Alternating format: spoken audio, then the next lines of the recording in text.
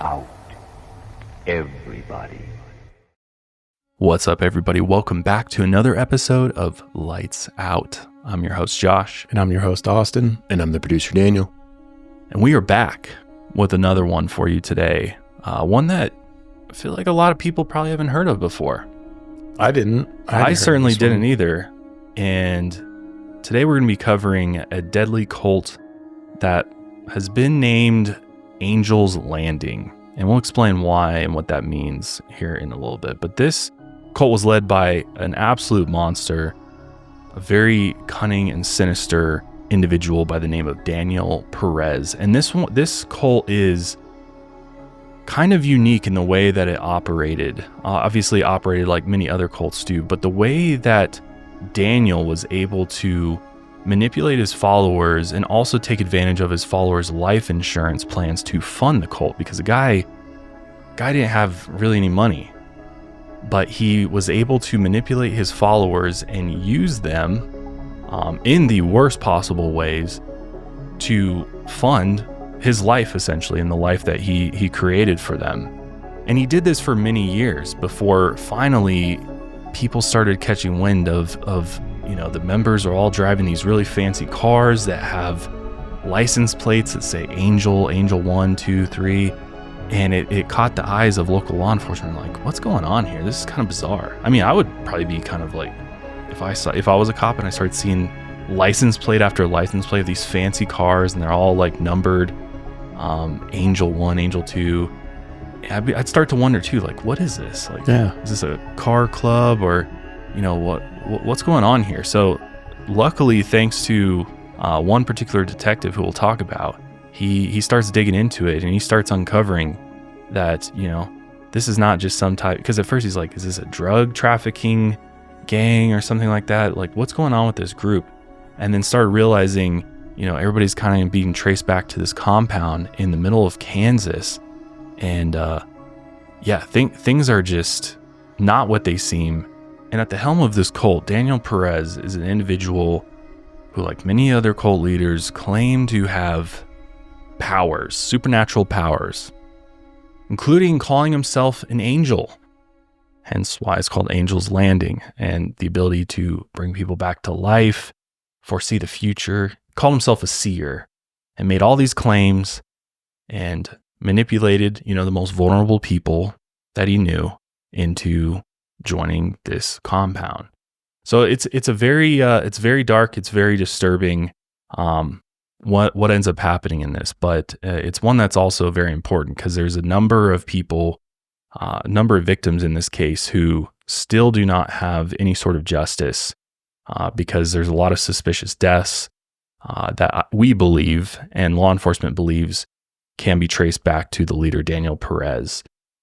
But yeah, this is a dark one, so buckle up. But before we get into it, I did want to just quickly mention that Lights Out YouTube channel hit 500,000 subscribers, which is awesome.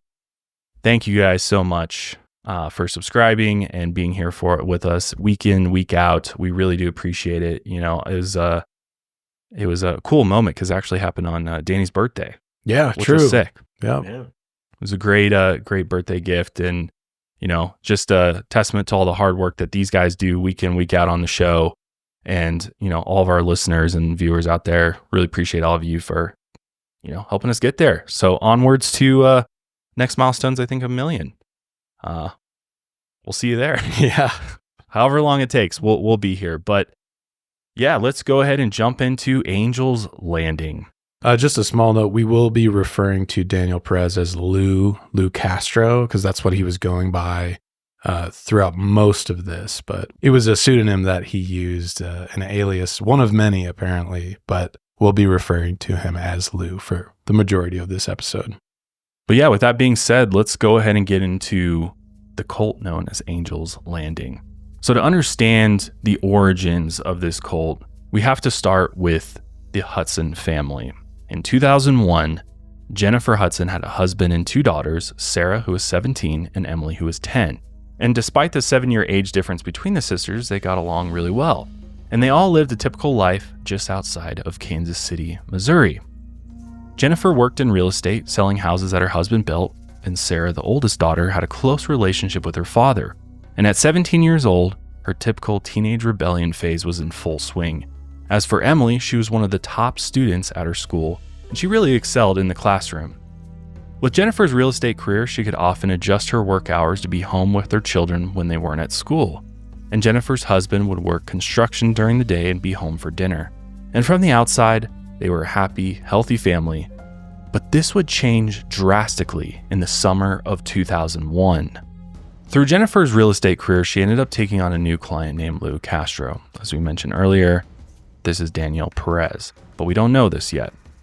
Lou had also been very close friends with a married couple named Trish and Brian Hughes, and another woman named Kara Lemire. Lou explained to Jennifer that Kara, Trish, and her husband Brian, their newborn daughter, and he were looking for a property that could accommodate all of them with room to spare. The idea was that their group would have room to grow. And Lou described them all as free spirits who are generous and selfless, looking to find their own slice of paradise together. Jennifer found Lou and his group fascinating. She wrote in her journal about the first time meeting them, saying, quote, "The first time I met Trish, Brian, and Lou, their innocence and trust of people and situations was a little alarming to me. I began to sense that I needed to watch out for them more than I did other people. It was almost as if we had some sort of instant bond or connection, with my sole purpose being their protector." And soon enough, she began meeting with Lou fairly often for lunch. Initially, they were simply looking at different houses on the market, but as time went on, Lou would intrigue her with this strange spiritual group. He would drop small nuggets of information between their discussions of the housing market, and she soon became captivated by Lou, his wealth, and his ideas. He explained that he owned his own cattle and had successfully played the stock market, so he had a lot of money, and he didn't have to work for a living because of it. And Jennifer noticed that he drove several somewhat expensive cars, including a white convertible Corvette. And as time went on, Jennifer became more entrenched in Lou's spiritual ideas when one day he mentioned to her that he was actually a centuries-old angelic being, which at the time resonated with Jennifer. According to her daughter Sarah, Jennifer always talked about angels even long before meeting Lou. She believed many angels lived among them, always protecting them. And now here was a self-proclaimed angel here in the flesh. Lou went on to explain that he was a seer, which is someone who can predict future events, and he even claimed that he was a necromancer that can resurrect the dead, which these are all very, very out there wild claims. But, she's kind of hooked on this idea. And, if you're a strong believer in angels, seems possible that you might be, you have this very convincing person who's claiming these things. And I think one thing to really note about Lou, as many cult leaders are, Lou is a very manipulative, charismatic individual who could really, honestly, probably sway anyone into believing the things that he's saying. And there's more examples of this as we go on later on, but I just want to make that clear because I know some people are like, how could you ever possibly believe somebody who's like telling you they're an angel and a necromancer and they can resurrect the dead? And people are like, how could you fall for that? Yeah. People always like to high road cultists and be like, oh, I would never. But I mean, look at it from their perspective. She has already claimed that she really, truly believes in angels and that they're all around us at all times. And I think Lou probably perceived that from her. So he starts thinking like, oh, this is someone I can manipulate, right? So with that in mind, they come across this woman who's already open to the idea of supernatural beings around her at all times. So it's not out of the realm of possibilities. No, not at all. At least enough to pique her interest and want to explore more. Right. Right. Exactly. And it's just getting that, The first little seed. Right. Yeah. Just planting that little seed to bring you along a little bit further. So on top of all of those claims, Lou also said that he could change the weather at will, or as he called it, he was a, quote, maker of rain. And he also claimed that he was a relative of Geronimo, a military leader and medicine man of the Apache people from the 19th and 20th centuries. There is a small note. It's unclear what Daniel Perez's or Lou Castro's background really is. Some people do think that he came from a Native American reservation. It's unclear exactly what tribe or nation he came from. Some even claimed he might have been somewhere from Mexico or Alaska or whatever. But there's just really not a whole lot of background information on him. So his claim that he is a descendant from Geronimo, possible, although you'll start to see that he's one to make pretty bold claims. Yeah. There is, so in some of his court documents, his race or heritage is identified as American Indian or Alaska Native. Yep. Is what it's listed as. If that's in fact true or not, we don't know. Right. There's no way to confirm that. We don't have a birth certificate or really know that much about his family. Right.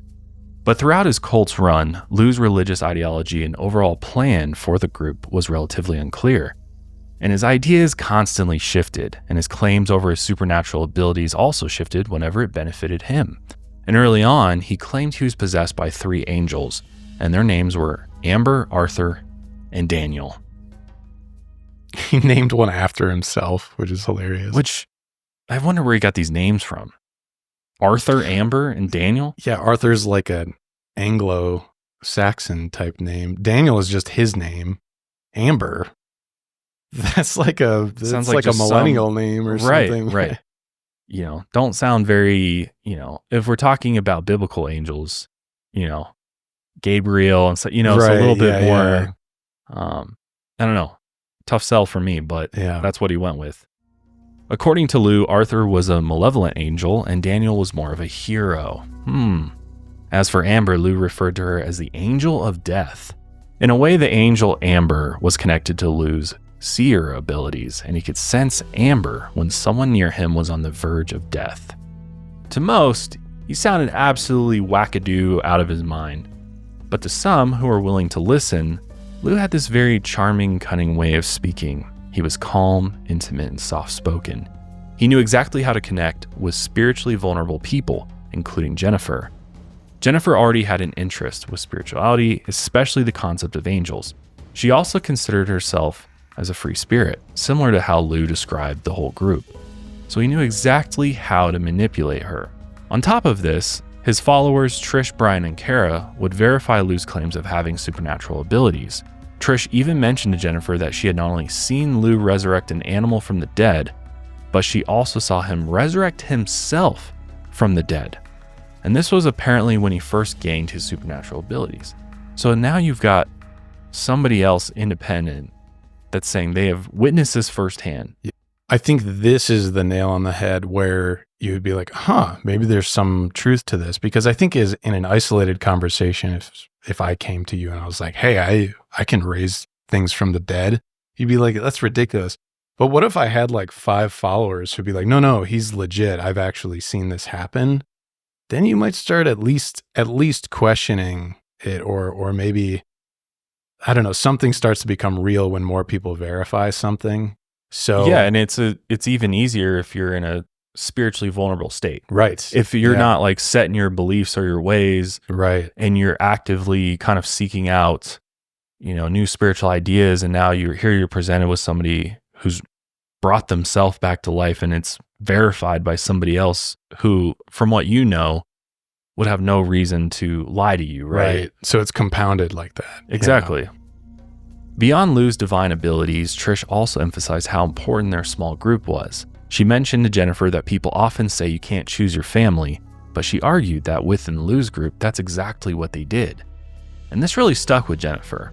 Although she already had a biological family of her own, she saw within the group a spiritual awakening that she'd been waiting for, and Trish urged her to join them.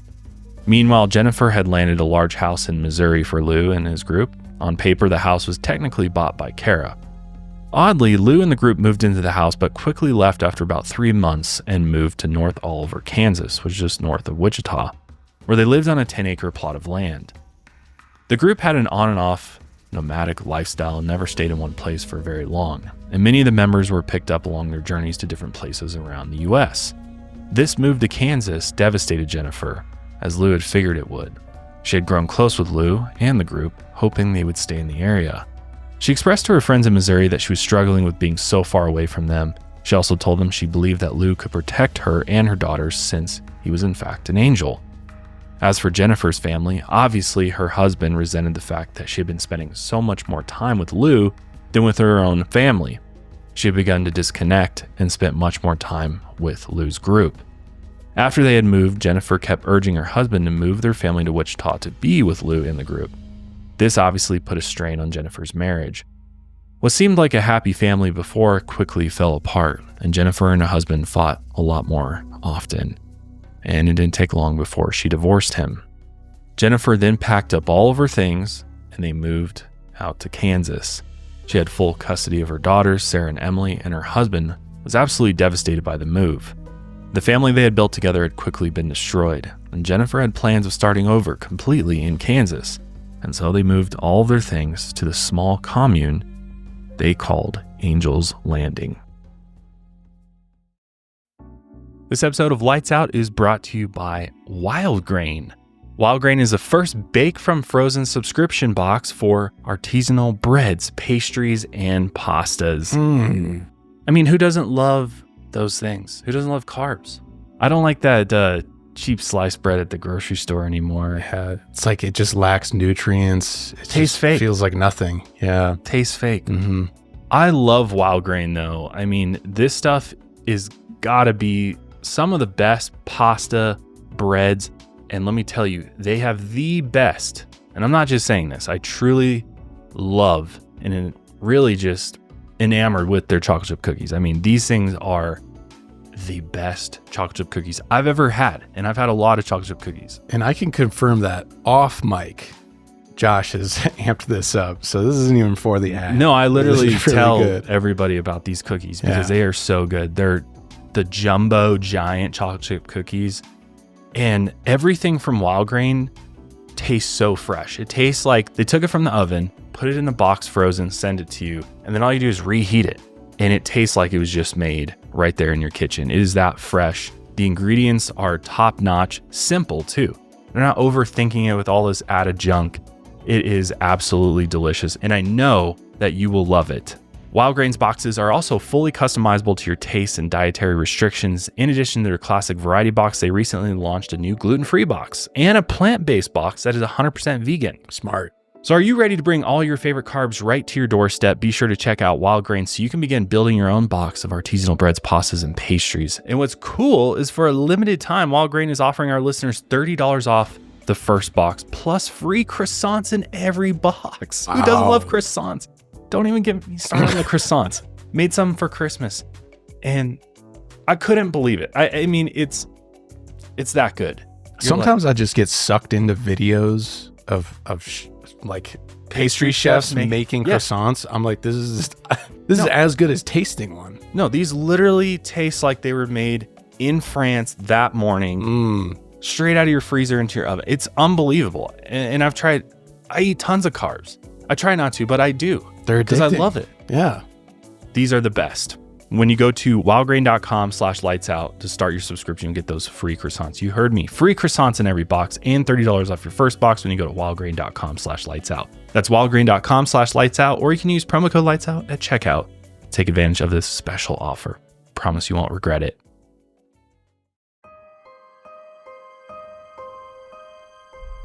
So early on, Angel's Landing was a simple 10-acre farm in North Oliver, just north of Wichita, Kansas, and Wichita is the largest metro city in Kansas, known as the, quote, air capital of the world for its aviation pioneering, but it maintains a small town feel. The plot where they lived was flat and rural with a cowtown feel in the vast Great Plains, and one house had been on the property already, but Lou had plans to expand his small domain and even considered building a subdivision that never really came to fruition. But when Jennifer moved to the area, she bought an adjacent 10-acre plot of land, joined the two properties, and built her own house there. Another house was eventually added where Trish and Brian lived, as well as an outdoor swimming pool and an ATV trail. But they're all really pretty close together. Yeah, it's like on the edges of the property where they built everything. So they could easily walk between houses. Yeah, and strategically that would make it kind of the farthest for any outsiders, right? So they're like kind of in the dead center between these essentially 20 acres of land. And it seems no coincidence that they moved to the middle of nowhere, basically. No, not at all. in the middle of Kansas. Yep. Lou also parked his expensive cars on the property. All of them were reportedly worth more than $40,000 each, and it was estimated that all of his cars over the years together cost nearly $1.5 million. It was reported he had a Dodge Viper, a Chevy Corvette, and several SUVs. The SUVs had vanity plates that said, like we were mentioning earlier, Angel 1, Angel 2, Angel 3, and so on, up through Angel 8. So they had 8 SUVs, all labeled with the vanity plates Angel. Which I find this to be very bizarre. For somebody who's clearly trying to stay under the radar. Low profile, yeah. One way to not do that is make your vanity plate Right. something wild, you know? And like we'll see later, this is kind of how they spotted, like, I was like, is this a cult out here? Yeah, 'Cause you it's want a kinda way to like obvious. tip off the cops you're up to something, put a wild name on your vanity plate. Right. Yeah. Guaranteed pullover. Yep. You know? Absolutely. Or at least raise some eyebrows, right? Yeah. And the fact that they're all SUVs, right? So it's like, all right, where's this money coming from, right? That's where I'd start thinking, like, is this some type of gang? Is this like a drug trafficking group? What's going on here? 'Cause Especially when you're out in the middle of nowhere, Kansas, there's only so many locals that you can come across. So it's like people kind of, word spreads in small towns like this, where you're like, yeah, there's just it's a bunch of people living on this one property. They all drive huge SUVs that are really expensive. And which they cars all do you have the think same he plates. drove? Yeah. The Viper, the Yeah, Corvette, for sure. you know, the cool Yeah. cars everybody else drives, the SUVs probably. For sure. Well, it's like, I don't know if in his mind he thought it won't raise suspicions because, you know, this is Bible Belt territory. Yeah, you know? yeah. So putting Angel on there, maybe people just think there's some kind of like church group or something. I could Religious, see yeah. something religious possibly. You got Kind of like Angel. hiding in plain sight a little bit. Maybe Yeah. that's what he was thinking, Yeah. but I But don't yeah, know. it's like what is it, Rajneeshpuram, where they had like private jets and Rolls Royces and stuff. You're like, yeah, you're going to draw the attention of everybody now. So good work. But yeah, so these SUVs, they were meant for any of the cult members to drive around when they needed to go into town. Because really, just to set this up, they weren't restricted to the property. No. They lived lives outside of the property. They had friends outside of Jobs, the property. yeah. They had jobs. So not everyone, it's not like they were locked into a compound or anything like that. So they would use these cars to come and go whenever they needed to, really. Which makes it that much harder to hide if you're driving these cars all over town and All people are over. seeing Angel 1 through 8. Yeah. Like, okay, that's kind of weird. Yeah, it's only a matter of time. Maybe it's just a right? family and they all like got together and made their plates. I don't know. I'm sure there's people that Yeah. do that, but True. Occasionally, he would also fly his expensive collection of remote control airplanes around the property as well. So to the other cult members at the time, it was unclear where Lou had gotten this vast amount of wealth. Apparently, none of them saw him ever work a job. And as always, he often explained to outsiders that, hey, look, I'm just playing the stock market and I have a lot of money from selling cattle. They never once really saw cattle on the properties, though. To others, he said he sold bars and hotels and even worked for the federal government after leaving his Native American reservation at some point. None of these stories were true, but many ended up believing him, and ultimately the group's suspicious finances would expose them, but a little bit more on that later. yeah, these aren't that convincing. No. It's like, this is what anybody could say. Right, yeah. You know, wants to lie about their wealth. Be like, yeah, I play the stock Stocks, market. yeah, of course. I sold, and like selling cattle is a tough business. And I know Yeah. there's money in like massive quantities of cattle, but Yeah. otherwise it's, You can't casually sell cattle like that. yeah, and make make this much millions money. of dollars. Yeah. So it is unclear exactly how many people lived at the commune early on, especially since many of the members have remained anonymous after the fact. By the time they moved to the compound north of Wichita, the original members we mentioned before were still involved. So here's a little breakdown on who these people were. Trish, who she'll come up a lot, whose full name was Patricia Hughes, was Lou's second in command. She and Lou had been friends for years, since the 90s when they first met in Corpus Christi, Texas. Reportedly, Trish Gomez was her maiden name before she got married. She was a teenager when they first met, and Lou was in his late 30s, and they apparently dated briefly, although it's unclear when, but they remained good friends and spiritual partners after their breakup.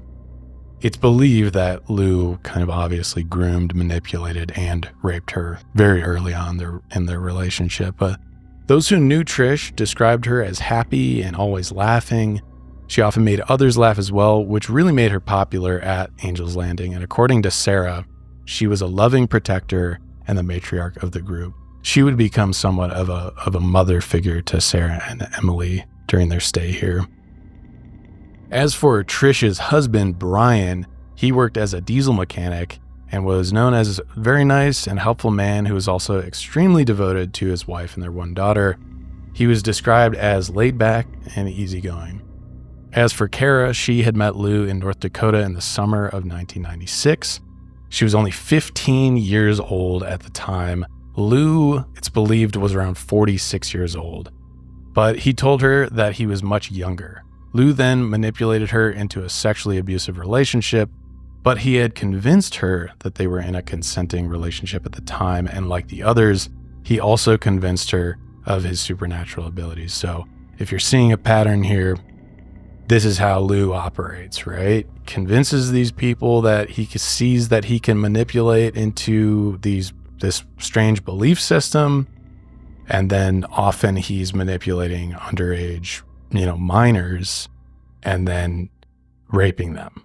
So this will continue from here on out, and that's kind of his strategy with a lot of when he's kind of indoctrinating people into this cult. So as for the leader, Lou Castro, his real name, like we said, was Daniel Perez, but he went by Lou at Angel's Landing, and he was born in Aransas Pass, Texas in 1959. He had been a plane mechanic in the U.S. Army for some time, so this does kind of explain, you get a Wichita, the aviation air capital of the world, and he's flying these model RC planes. So you can kind of connect the dots between that. But the rest of his past remains pretty shadowy, and he never really let anyone know his true identity. He's just a compulsive liar, pathological liar, and so who really knows his true past? Which clearly he's hiding something. Right. Why are you going by a, different alias name? If you're... I think that's a huge red flag right off the bat. You got nothing to hide. Yep. So not much is known about his life before he formed this nomadic cult family, and he went by many names throughout his life: Daniel, Lou, Louis, Jose, Joseph, and Joe. When Jennifer and her daughters, Sarah and Emily, joined in, it was clear that her daughters just hated living at Angel's Landing, and Sarah had been close with her dad and now resented her mother, and especially Lou, for ruining their family and moving so far away from her father. Their father did eventually move to Kansas to be closer to them, to his children, but the family dynamic would really never recover. Emily also didn't enjoy the move at first, but since she was only 10, Jennifer and Lou knew they could kind of convince her that the situation would be all right. When you're younger, you're a bit more impressionable, a bit more malleable and open to newer things. But Lou showered Jennifer's daughters with gifts to make up for this lifestyle readjustment. He even bought Emily 3 horses that they kept on the property. Lou often used his wealth like this to sway and manipulate his current and future followers. And really just anybody that he wanted something from. Yep. Everything from like the city council to local police. Yep. I think we'll get into a little bit later. Yeah. He just manipulated everywhere, manipulated and lied wherever he could. Yeah. And he used money as a huge tool in his wealth.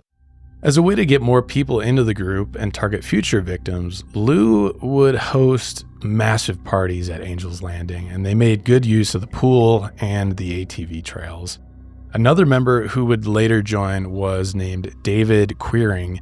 He had met Trish's husband, Brian, in 2003 through construction work, and they became friends. Brian invited him to a barbecue where he met Trish and the rest of the cult members. He found Trish and the rest really friendly and fun to be around. And David had just recently lost his wife and had become incredibly lonely, which I think you often see kind of in cults. You're just lonely, you're seeking community. That's quite common. And this group welcomed him with open arms.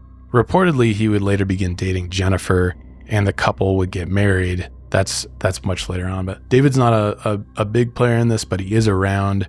And David was also drawn in by the sheer amount of wealth that surrounded the cult.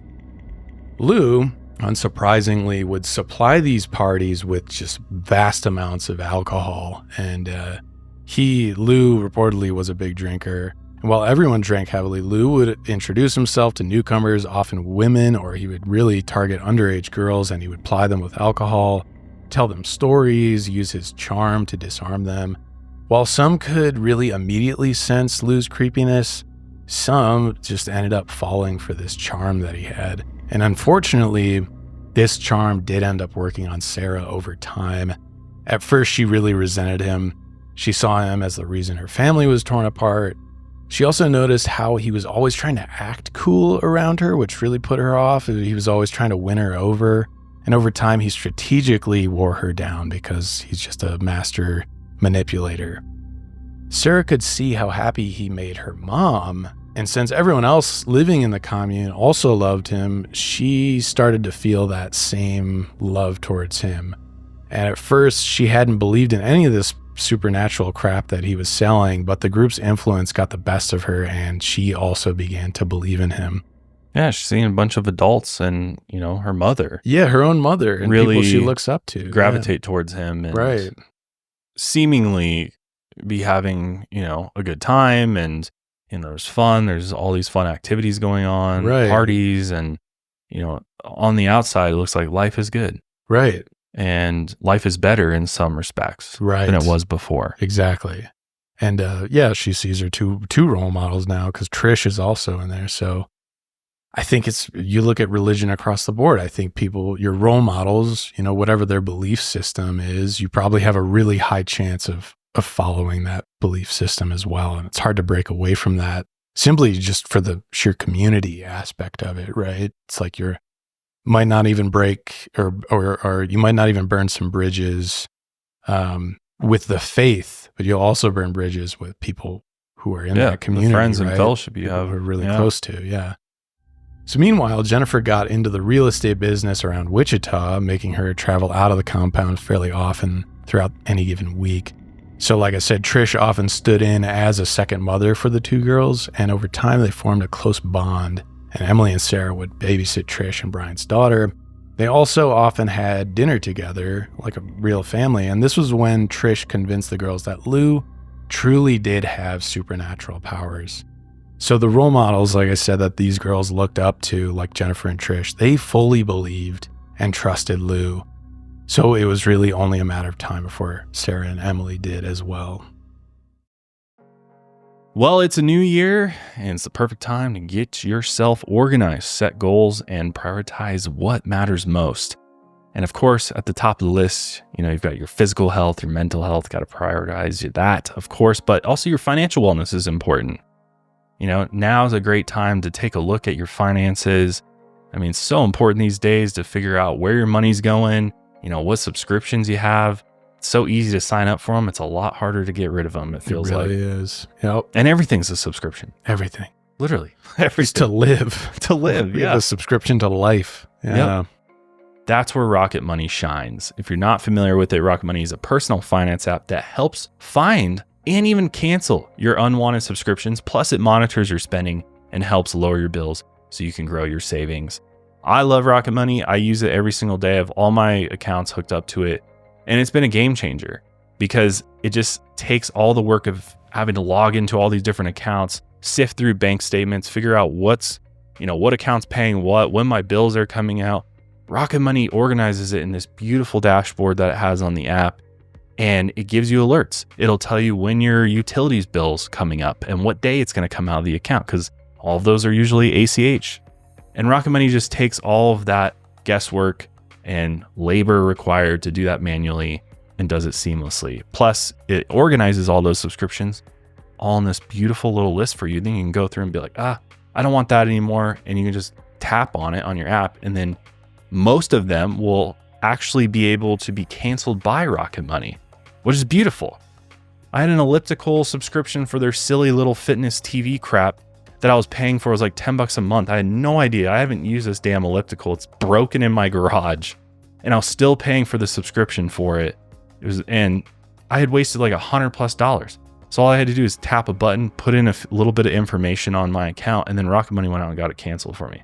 But one of the best features I think about it is the ability to lower your bills. So you can upload a copy of your bill to Rocket Money, and then they'll actually go out to that company and try to negotiate a lower rate for you. So that means internet service providers, cell phone providers to, pretty much anything out there utilities wise. They'll go out to the companies and see if they can negotiate a lower rate for you and bring you those savings, which is great.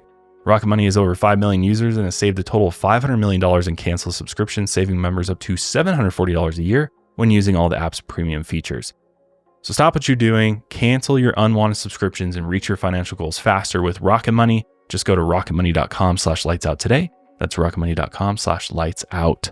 Check it out. Let them know we sent you at rocketmoney.com/lightsout.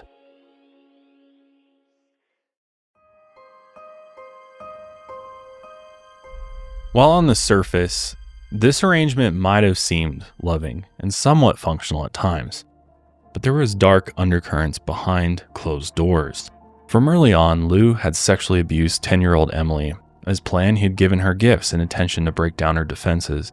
Once she trusted him, he told her that since he was this 1,000-year-old angel, the only way he could continue benefiting the group and surviving was to be sexually intimate with young girls, or as he called them, quote, someone pure, which how demented is that? He claimed that young girls had a special energy about them, and without them, he wouldn't have the power to live.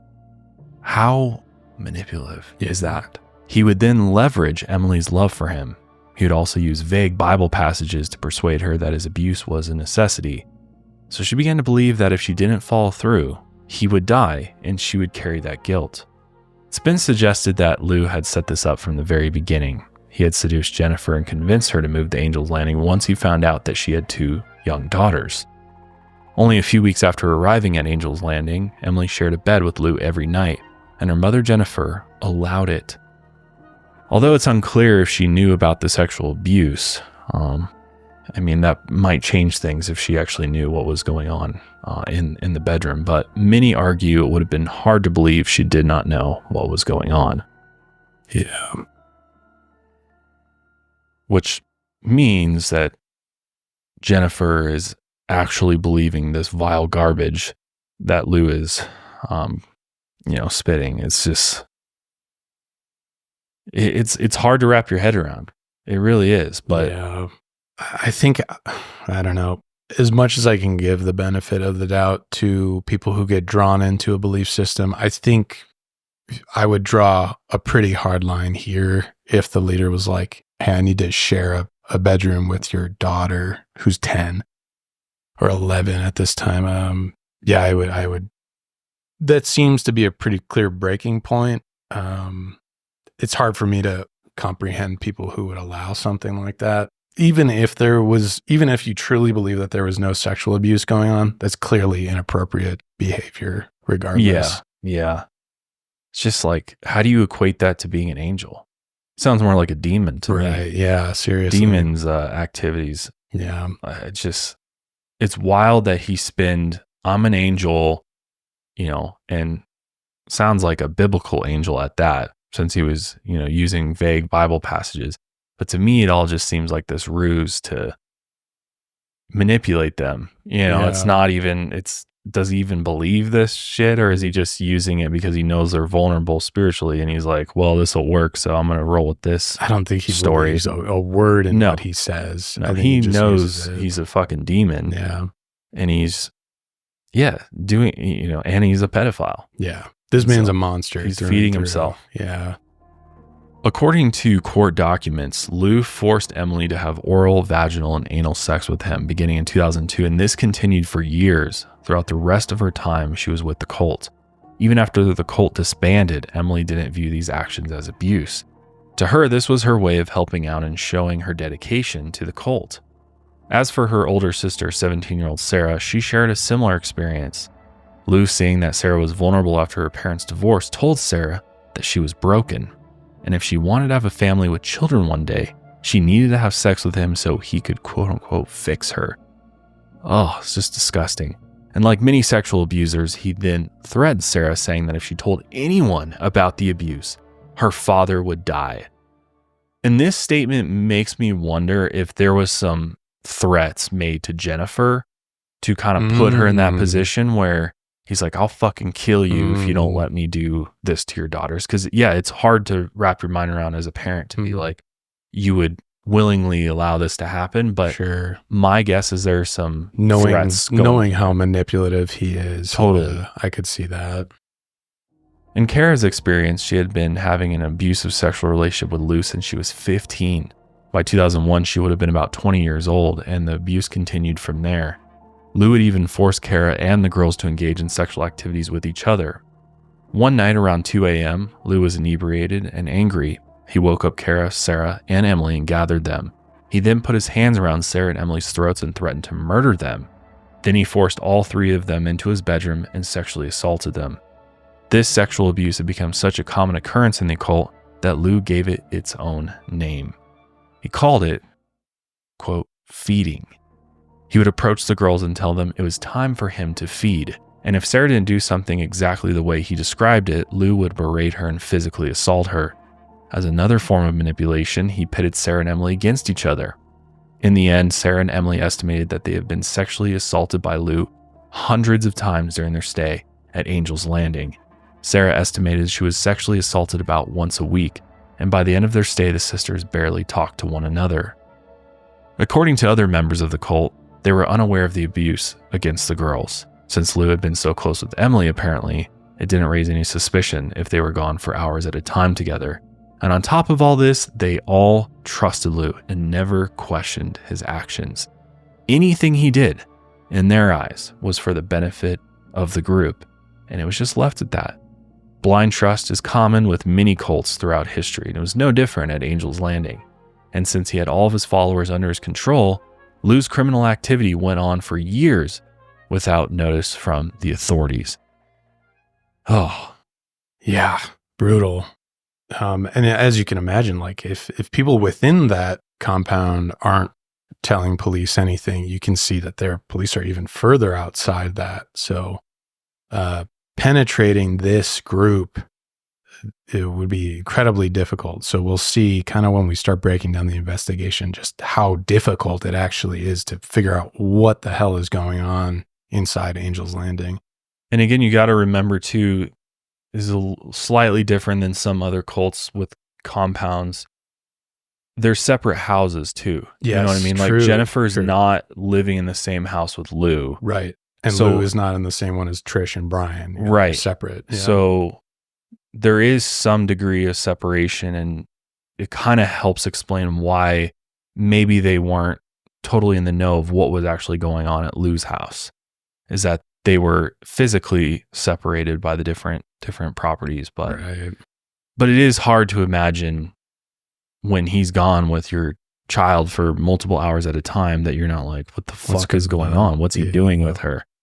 And he's just trying to sell it of like, oh, I'm just feeding, which is just disgusting. Yeah. And, you know, this is all for the spiritual betterment of everybody. And, you know, this is how I survive and continue having my supernatural powers, Right. which I've yet to prove, by the way, at this point. Yeah. And when he does, you know, quote unquote, prove his seer abilities, we'll see that it's just a total farce and really disturbing how he does it. And this accident that will come up, quote unquote accident, will also put this group on the police's radar, because on June 26, 2003, tragedy struck at Angel's Landing.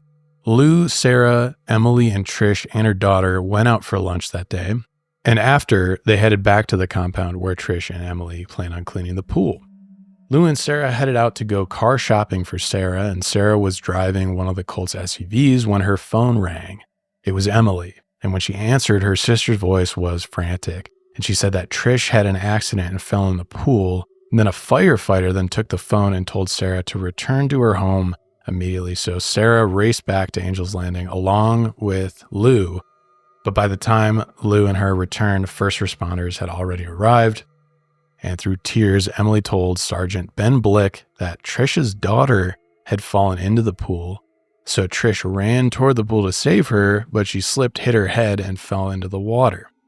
11-year-old Emily then jumped in and saved the child, but no matter how hard she tried, she didn't have the strength to save Trish. Apparently, Trish was found in the shallow end of the pool. She immediately ran to one of the houses and called 911, but Trish apparently drowned before first responders arrived. So Trish was only, sadly, 26 at the time. First responders found her floating in the shallow end with a flip-flop and a broken hair clip, which might seem erroneous, but those are important details to remember. The medical examination revealed a small cut on her head and a small bruising pattern on her forehead. Considering Emily's witness statement, the medical examiner concluded that the injury was consistent with a potential fall injury. The death was officially ruled an accident, just like Lou was hoping for, because really he had planned it all from the beginning. So about a week before this so-called accident, Emily, Trish, and the baby sat around talking one night. Lou all of a sudden interrupted them and claimed that he had a vision. When Lou had these visions of death, he had these theatrics about him, and he would pretend that Angel Amber had possessed his body. His eyes would fix on someone or something in a cold, dead stare. He wouldn't blink. Sometimes an evil smile would cross his face. And this show would often convince his followers that this possession was real. And in this vision that he had, it was revealed that Trish's death was imminent. Trish was surprisingly calm and didn't even protest the news. But Emily began crying. Trish tried to comfort her, saying that, it's okay, that it was her time to, quote, cross over, and Lou would resurrect her. Lou also said that he couldn't be present during her death because he would lose his seer abilities. On the day of Trish's death, Lou had instructed Emily and Trish to clean the pool. Lou would go with Sarah to the dealership to create an alibi. While Sarah was getting ready to leave, Lou walked with Emily out to the pool where Trish and the baby were. He then told Emily that Trish was about to die, and he instructed her to take Trish's baby and hide in the nearby pool shed until Lou came to get her. Lou then moved over to Trish and gave her a hug. And so this was a gesture to kind of reassure Emily, who was watching at the time, that everything would be okay. According to Emily, Trish had reassured her that she would come back from the dead in a new, healthier body. And one last thing she did was kiss her 2-year-old daughter, and allegedly she also unfurled the pool vacuum to make it look like that's what she tripped on when she later rushed to the pool. Emily then took the baby and fled to the shed like she was ordered, and according to Emily, she heard a splash and a scream a few minutes later. It's believed Lou had struck Trish in the head with an unknown object and then held her underwater until she drowned. It's speculated that the grouping of bruises later found on her head were Lou's finger marks where he held her underwater, and that broken hair clip was also broken by Lou during the attack, the one found floating in the pool. When he retrieved Emily from the shed, she noticed he was out of breath and his arms were soaked with water, indicating that he had just been inside the pool. He told her to wait 20 minutes, then get into the pool with the baby so they would both be wet when first responders arrived. He instructed her to then call 911, wait for them to arrive, and tell them the story of the accident and how she saved the baby. Emily followed the plan exactly as Lou told her.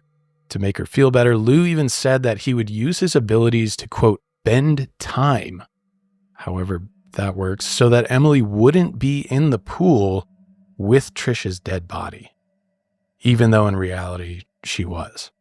Reportedly, Sarah and the rest were completely unaware of what was going on, and after the medical examination, Trish's body was later transported to South Texas to be buried where her family lived.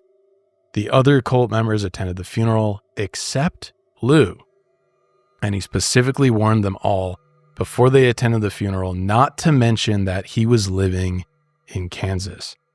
So a little bit of a question of why he wants to remain a secret to people in Texas, something to consider. After Trish's death, her husband Brian collected the life insurance payout of $1.24 million. Kara was named as the co-beneficiary, and this money was then distributed to various people at Angel's Landing over the next few years, and this was how Lou actually funded the compound. Not stocks or cattle, like he had said. It was through this life insurance fraud. So this large amount of wealth is what initially got Angel's Landing on the police's radar, because that same year of Trish's death, a detective with the Sedgwick County Sheriff's Department, Ron Goodwin, who's kind of our hero in this episode. Yeah, he's definitely a hero in this case for sure. He had been working narcotics and he caught wind of Angel's Landing. One of the other detectives actually told him about Lou Castro and his unexplained amount of wealth, clearly visible at the property because of those cars. And they first figured drug trafficking might have been involved, which is why Ron Goodwin got involved. As far as Trish's death, it had been ruled an accident, but this made at least one obvious fatality connected to the group. They also noticed the strange name of the property. They called it Angel's Landing. And since the vanity plates, on the SUVs, they were Angel 1 through 8. So Detective Goodwin wondered whether a cult had been living there, like we were saying earlier. It's kind of obvious. He then ran Lou's name through their system and an internet search, but nothing significant came up. The property and all the vehicles had been under other cult members' names. So this is important. Lou is not using his name for any documents whatsoever connected. Not the property, not the car, the vehicle registrations, nothing. Bank accounts, life insurance policies. Yep. You'll never see his name on any of these things. So Detective Goodwin found info on everyone else at the compound through, like I said, vehicle registrations, bank accounts, tax records, but absolutely nothing on Lou Castro. There was no paper trail connected to him at all. So he figured obviously this had to be an alias. So for the next few years, Detective Goodwin made it his goal to figure out who Lou truly was and where this money was coming from. Josh and I were on camera. I know a lot of listeners out there might not know that, but yeah, our beautiful faces, debatable, have to be on camera every week, right? They do. We got to be looking our best. We got to look good. We got to take care of our skin. I have a whole skincare regimen. I don't. And Josh doesn't. I do the bare minimum, and somehow I've been able to get by. But I know I need to do more. I'm getting older, and my youth is slowly slipping away from me. The wrinkles, the bags, the brow. Yeah, we got to take care of our skin. You have good genetics, though. If you don't have to do anything, that's good. I didn't always have good skin. I went through, teenage acne. Sure. Most of us do. Yeah. And I have some acne scarring from that period of my life. But yeah, I know retinol is really important. Yeah. You need to put some retinol on your skin. Yeah. You need to exfoliate. You need to cleanse. You got to moisturize. Yeah. You got to do the whole shebang because you can't turn back the clock, Josh. And even if you have good skin, all of us have come across, you get that one random zit. You got a freaking nostril. Yeah. You're picking your nose. And you got a hot date coming up too. And it's a big problem. Or what? It's your school photo day. It's your work photo day. And something happens. So why not just consistently get in a routine of good skincare? Apostrophe is an online platform that connects you with an expert dermatology team to get customized acne and dermatology treatment for your unique skin. Through Apostrophe, you can get access to oral and topical medications that use clinically proven ingredients to help clear skin. So simply fill out an online consultation about your skin goals and medical history. I did it. It was really easy. Then snap a few selfies, and the dermatology provider will create a customized treatment plan just for you. So Apostrophe offers access to prescription treatments for all types of acne, from hormonal acne to facial acne, and even back, chest, and butt acne. Well, the great thing about Apostrophe is just the convenience, right? Nobody's got time to make an appointment, drive to a dermatology office. Usually it's booked out months and months and months. I don't like even getting on the phone these days. So anything I can do electronically, I'm all for it. And that's what's great about Apostrophe. They just make it super easy to talk to experts. Licensed dermatologists. Isn't some back alley treatment plan. This is high quality dermatology at your fingertips. I know firsthand it works. It's good stuff. I need to see about some sunscreen. I'm terrible about putting sunscreen on. That's really what will age you. Yeah, I know that. And I'm like, oh, my skin can just soak up the sun. But it's no, dude, I'm still getting blasted by UVs. We have a special deal for our audience.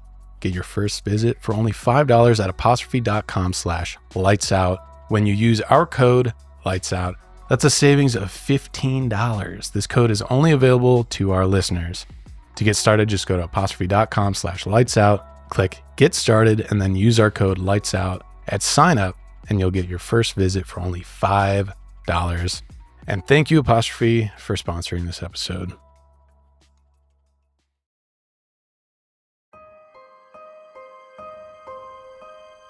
And as it turned out, Lou had already collected life insurance payouts from 2 other cult members only a few months before meeting Jennifer Hudson and her family in 2001. A woman named Mona Griffith had been great friends with Trish in the mid-90s in Corpus Christi, Texas, when she had been living with Lou. Mona was a single mom of 2 children, Cody and 14-year-old Lindsay. After her rough divorce and financial problems, Lou was her answer. He and Trish took Mona and her children in as their own for a few weeks. By 1998, Lou and Trish wanted to move out of their apartment to Rapid City, South Dakota, and Mona wanted to join, but her son Cody protested the move. He wanted to be with his dad, so he ended up staying in Corpus Christi. Mona and Lindsay then joined Lou and Trish in Rapid City. And there they found a small mountain home where they lived for a short while. Allegedly, Lou began sexually abusing Lindsay during their stay. Around the same time, Trish met her future husband Brian, and Mona also started a relationship with a 50-year-old real estate agent named Jim Chase, and they were soon engaged to be married. In February 2001, Jim flew Mona and Lindsay in his small private plane to Nebraska. He was an experienced pilot, but their plane never arrived at its designated location. Mona's family, along with Lou, began a large search starting in Rapid City. Lou was charming to Mona's family members and very involved in the search, but Mona's sisters noticed his odd behavior near Lindsay's young school friends. He loved their attention and spent a lot of his time talking with them rather than with the adults. Creepy. Yeah, very creepy. The search lasted for days without any sign of the plane, and after 6 weeks, the wreckage was finally discovered, along with the remains of Jim, Mona, and Lindsay. No one had survived the plane crash. It's been theorized that since Lou had been an airplane mechanic, he could have tampered with the plane before takeoff. It also was revealed that there were no de-icing boots on the plane, which might have helped avoid the crash. Other theories suggest that he might have convinced Mona to intentionally crash the plane, which might make sense a bit later on. But no evidence has ever been found to support this. Their official cause of death was ruled an accident, and Mona's son Cody believes that the crash was definitely not an accident. After the discovery of the bodies, Lou and Trish decided where Mona and Lindsay were to be buried. Lou allegedly wrote the obituary listing himself as Mona's surviving brother. He also made a strange comment to Cody, saying that his sister Lindsay was not supposed to die, and if she wasn't on the plane, he would have taken her in as his own daughter. Several months before her death, Mona had taken out a life insurance policy of $750,000. The original beneficiary was listed as Lindsay under Lou's orders, but since Lindsay had passed in the crash as well, there was a question of who would get that money. Turns out Lou also convinced Mona to list Trish as Lindsay's guardian in case of her death. So Lou, through Trish, collected the insurance money, which would fund the cult for roughly the next 2 years.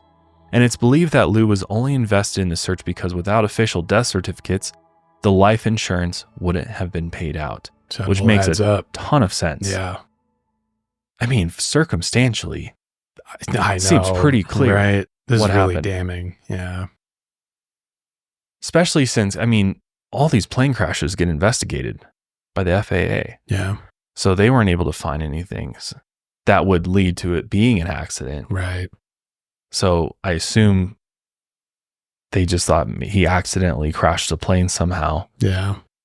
Surprising there wasn't a definitive, like if the plane had actually been sabotaged, you would think that in that investigation they would have found it out. But again, we don't know. I don't think we've ever even seen the investigation that was done by the FAA or, any docs I did related not find to that. Also, it's a crash plane, so a lot is just destroyed in that. Right.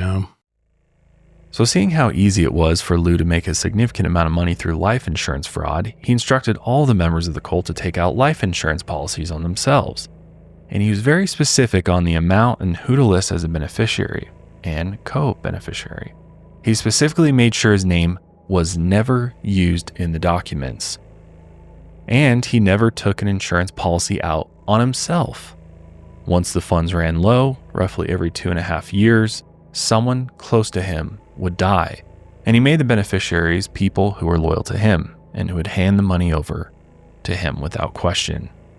By the summer of 2003, just before Trish's murder, Lou had nearly run out of money again.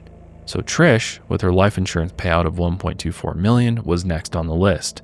The payout, just like it had before, set up Lou in the cult's extravagant lifestyle for at least a few more years. 3 months after Trish's murder, Lou donated $19,000 to the local police department, which helped them fund a new patrol car. He requested a quote, "in memory of Patricia Hughes" sticker on the back of the car. And the gesture worked on the local police department. And Lou even gave out an open invitation for any police officers to come take, advantage of these massive parties that were happening out at Angel's Landing. So he's trying to schmooze them big time. But Detective Goodwin wasn't falling for Lou's tricks. If anything, after Trish's death, he kept a closer eye on Angel's Landing. By the next year, 2004, Lou met a woman named Megan Herbert, and they began dating, and she ended up moving to the compound. And like the others, Lou got her to take out a life insurance policy on herself. Within months, she became pregnant with Lou's child. All the while, Lou continued to abuse Sarah and Emily, although Emily no longer slept in his bed. And eventually, Megan gave birth to their child, a daughter named Angelica, in December 2004. Meanwhile, Detective Goodwin was hard on the hunt. He searched again for Lou Castro on Google, where he found his name connected to Mona Griffith's obituary, where he had added himself as her brother, which obviously raised a red flag. He's like, what? How does this work? Right. Either Lou was connected to 2 fatal accidents by coincidence, or it really seemed like Lou was somehow involved in their deaths.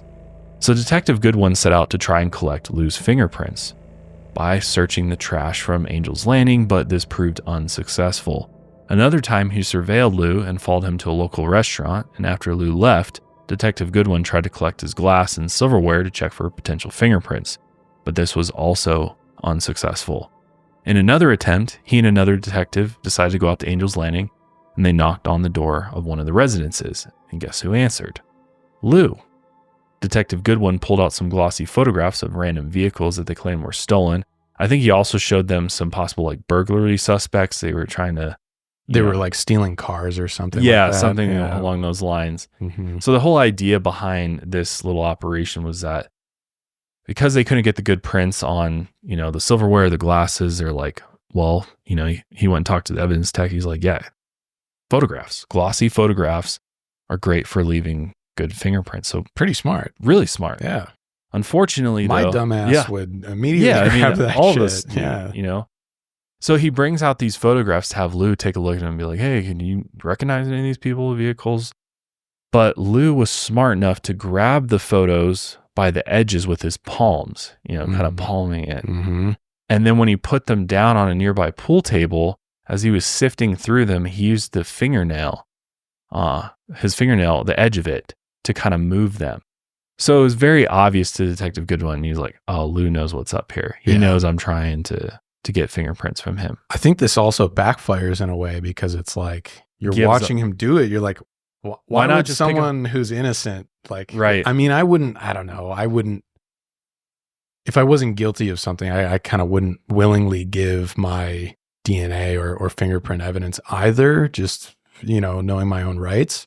But in this sense, it's like it's so exaggerated that he's not trying to put his fingerprints on that this is probably raising even more alarm bells than before. Yeah. Well, but the other thing too is it's tipping him off. Yeah. And now, after leaving that visit with Lou, Detective Goodwin's like, there's something. He knows that we're looking into him at least. Because after Detective Goodwin left, he ended up telling Sarah that he was getting nervous about law enforcement. Yep. And it was at this point in time that he decided to start looking for a place to move to in Tennessee. So after getting nowhere from this visit, Detective Goodwin called in help from Detective Clint Snyder, who had worked the BTK case in Wichita, and FBI Supervisory Special Agent John Sullivan. It was glaringly obvious there was something suspicious about Lou, given his unexplained wealth, the people dying around him, and him trying to hide his true identity. Detective Goodwin correctly theorized that instead of dealing drugs to afford their lifestyle, Lou Castro had convinced people into taking out large life insurance policies and then convinced them to commit suicide or just straight up murdered them to collect on it. Unfortunately, even the FBI struggled to identify Lou Castro's true identity. They couldn't even find a birth certificate. And with no solid evidence of an actual crime being committed and not even knowing who this guy actually is, the case was really going nowhere. But it was only a matter of time until the cult ran out of money. which meant that Lou would have to cash out on another life insurance policy. So about 3 years passed, and in 2006, Brian Hughes, who was Trish's husband, ended up being involved in the next fatal accident. I say that in quotes. Again, Brian was a diesel mechanic who was working in South Dakota at the time where his family lived. And he struggled significantly after Trish's death and even slept with a wedding picture next to him, which is That's so depressing. so heartbreaking. Sarah noticed that Lou had begun spending much more personal time with him. He had tried to comfort Brian by saying that death, or quote, the other side, was the ultimate goal in the end. He could finally feel at ease and be protected in death. Reportedly, many thought that Brian planned on returning to Angel's Landing after his visit to South Dakota in March 2006. Much of his work meant he was underneath large vehicles. Brian was known for taking all the safety precautions necessary when working underneath these vehicles, but one day, he didn't place the cinder blocks underneath the vehicle he was working on. Instead, he used a car jack that gave way, which caused the car to fall on him and crush him. According to Sarah, she, her sister, and her mother believed that Brian had kicked the car jack and taken his own life, mostly from the loss of Trish and Lou feeding him these ideas about crossing over. A close friend of Lou's later claimed that Lou had made a comment when Brian initially left Angel's Landing for South Dakota, saying that he didn't believe Brian would return, and Brian died soon after. Rumors began spreading around the cult saying that Lou was somehow involved, and they recalled his odd conversations of death with Brian soon before he left for South Dakota. And some said that Brian had called his daughter at Angel's Landing to tell her goodbye just a few hours before the accident.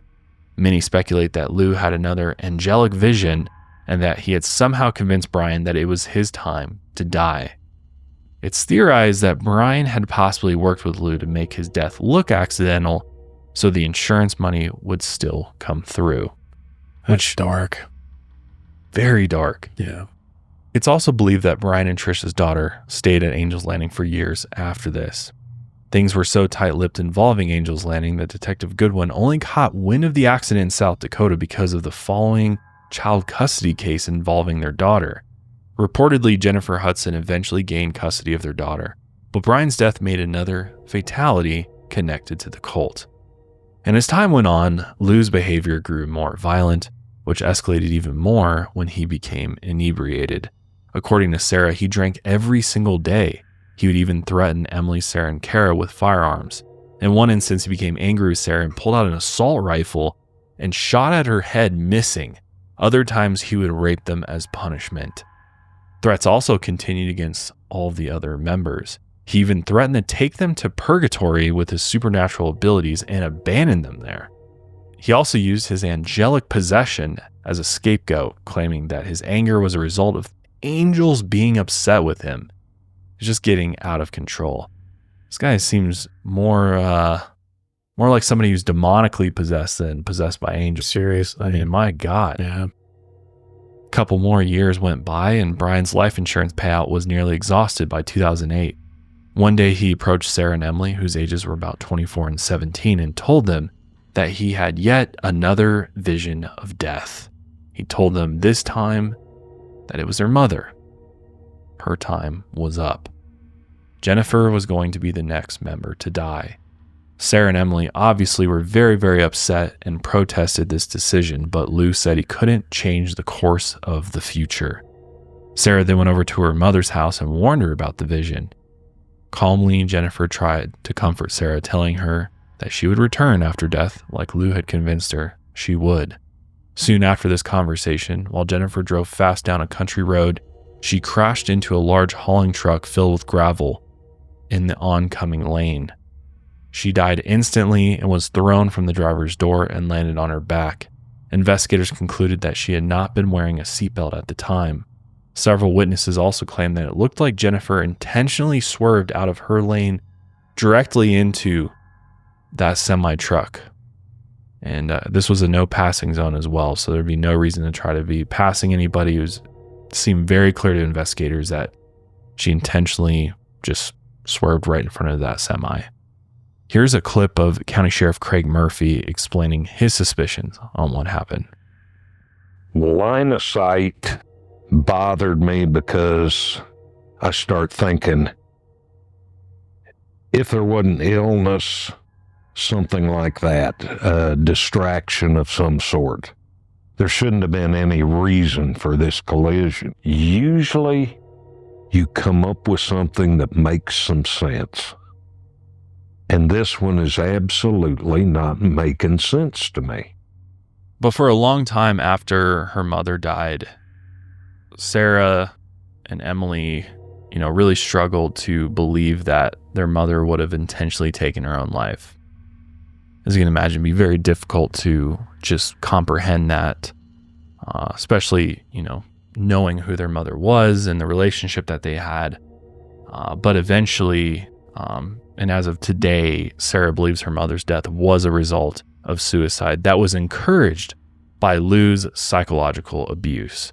I think it's very clear to point that out, that this was clearly, she did this because Lou told her and convinced her that it was her time to die and gave her his bullshit reasoning for it. Yeah. When in actuality, it was just so Lou could cash out on more money. And I'm like, where is this money going? What is he, obviously they have their living expenses. True. They have all these vehicles. Yeah. It's like, it's just going to a bunch of bullshit, all this booze and parties and toys. I think a lot of it's bullshit, his RC like airplanes and shit, just a bunch of shit.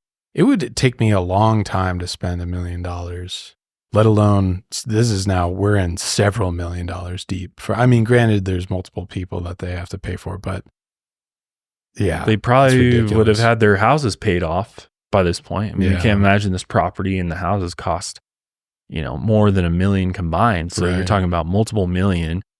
He's got some, decent cars, Corvette and Dodge Viper are not cheap cars by any means, but it's like, what is he fucking doing with his money? It's just wasting it on garbage. And he's willing to have people die so that he can continue to fucking get drunk and sexually abuse young girls. I think he just sees all of these people as just dispensable. They're just dispensable and means just for fulfilling his desires. Yeah. That is it. He's truly despicable. Well, Jennifer's insurance policy was reportedly around $1 million, and the beneficiary was Kara. And like before, the money was distributed throughout the group over time. Her daughters were absolutely devastated about the accident, and although they once believed that Lou was an angel who could supposedly resurrect the dead, the fantasy was over at this point. They knew that their mother was never coming back, but now they're like, okay, this guy's full of shit, but now we're still trapped. And now we have this extremely dangerous, unhinged man. Yeah. What could he possibly do to us if we try to leave or, start telling people about what's really going on here? Right. Even if you don't know the end of this story quite yet, this can't last, right? He's like actively. Well, he's going to run out of members. People. Right. And then now after, I believe it was Brian's death, there was some kind of rumors within the group that was spreading where it's like, what's actually going on here? So now we're sowing seeds of doubt within the group. So you're like, this has to unwind soon, right? It's just, you can't sustain this.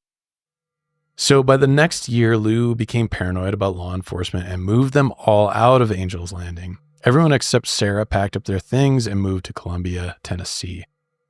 Kara, Emily, and another woman also stayed behind temporarily to finish schooling, and they rejoined the group a bit later. Sarah, still being close with her father, had refused to move far away from him again. So the rest moved into a large white colonial-style house in Columbia. Meanwhile, Sarah, finally outside of Lou's reach, experienced freedom beyond Angel's Landing for the first time in nearly 8 years, and she even began dating a man named Daniel McGrath and fell in love. Daniel had met her when she was still living at Angel's Landing. I think they had been dating for a few years by now. And when he first visited Angel's Landing, it seemed like a nice place. Everyone seemed to be taken care of. There was obviously a lot of wealth going around. So you could see maybe an outsider's perspective immediately would be like, hey, everyone seems to like this guy. They live in like this nice place. Everyone's well fed. Everyone's being educated. Like, it's not bad. Yeah, it's really more of a commune as opposed to like a compound. Right. You know what I yeah. mean? Because it's like a commune of people all living in close proximity. They're Right. kind of sharing, resources and stuff, as opposed to a compound. You got the big walls around it usually, and Yeah. it's very secretive. People don't leave that often, and You got the a bunch of conditions, firearms and stuff. There's a bunch of and the conditions usually aren't great, right. in many cases with cults. Yeah. So I can see how from afar, It's if like you're an just driving open-door down policy. the highway, you're not like, Yeah. oh, there's a cult living there, because it's Right, just like yeah. a couple normal looking family homes Right. on some property near Yeah. each other. And if we know anything about Lou, he's great at saving face and putting on a really good persona when meeting strangers. So it's not like he's going to reveal that. But he kind of did, because one time Daniel did notice they were out to lunch, I believe, and he noticed Lou touching Emily inappropriately, kind of between her legs, kind of funneling her underneath the dining table. And that was when he first figured that something was going on, that something wasn't quite right here. But once Sarah was actually finally out of Angel's Landing, she slowly revealed her past to Daniel, and he immediately became disturbed by just the sheer amount of abuse and fatalities that surrounded the cult, especially how Lou had raped her for nearly 7 years, and Jennifer's death and the life insurance payouts over the years. So it took Sarah a long time to even just admit that this was a cult, because she had always just thought of the group as her family. I mean, you spend 8 years, and these are kind of formative years for her. I think they moved here when she was 17. So I can see how easily it would be to get just indoctrinated into something like this and not be able to see it any longer from an outsider's perspective. So in 2010, unknown to Sarah, actually, Daniel just went ahead and he wrote an email to the FBI telling them everything Sarah had told him. He also mentioned where Lou and the rest were currently living in Tennessee, and that he was now going by a new name, Joe Venegas. So props to Daniel for doing this. I also can imagine how it'd be maybe hard to track someone who's using aliases, because they can just disappear. This became the first big break in the case in years, and law enforcement began monitoring the property almost immediately. They soon spotted a vehicle at the property registered to a man named Joe Venegas. While they monitored the bank accounts of the cult members, they noticed a significant amount of funds were being transferred from Kansas to Columbia, Tennessee. So when pulling the security footage from the Columbia Bank, they spotted Emily and Lou along with 2 other cult members. And that day, Lou had opened an account under the name Joe Venegas. So he's using this alias now, but he's actually using it on paper, which was different from Lou Castro, because he never even used Lou Castro for anything involving any legal documents. But I don't know if he was getting more confident or maybe a bit more desperate now. My guess is more desperate. Yeah. Because, and I think he thought legitimately that if he got out of Kansas, that he would somehow It's kind disappear of off the radar. Yeah, I don't think he had yeah. any idea that the FBI were now involved. Right. And he burned his old name. So he thought it's like, oh no, that's in the past. Like, you can't they'll really just catch up to me They'll just anymore. forget about it. Right. And, oh, he disappeared. Moving Yeah. on. So this action of him opening this bank account, this was actually enough to charge him with aggravated identity theft and social security fraud. Felonies. Yep. They finally had evidence strong enough to go after Lou Castro, a.k.a. Joe Venegas, a.k.a. Daniel Perez.